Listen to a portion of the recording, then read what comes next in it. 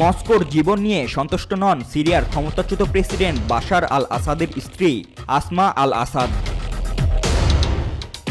শোনা যাচ্ছে স্বামী বাশারের বিরুদ্ধে তালাকের মামলা দায়ের করেছেন আসমা। একই সাথে তিনি মস্কো ত্যাগ করে যুক্তরাজ্যে চলে যেতে চান।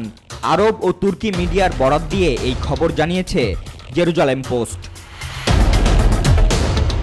জানা গেছে ব্রিটিশ সিরিয়ান নাগরিক আসাদ পত্নী আসমা, যিনি সিরিয়ান মা বাবার সন্তান হিসেবে লন্ডনে বেড়ে ওঠেন। পরে আসমা 2000 সালে সিরিয়ায় বাড়ি জমান। ওই বছরই বাশার আল আসাদকে বিয়ে করেন। তখন তার বয়স ছিল 25 বছর।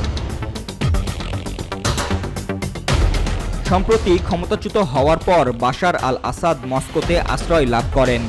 সেখানে বসবাস করলেও তার ওপর বেশ কিছু বিধিনিষেধ জারি করা হয়েছে। তাকে মস্কো ত্যাগ করার অনুমতি দেওয়া হয়নি বা রাজনৈতিক কোনো তৎপরতা চালানোর অনুমোদনও দেওয়া নেই।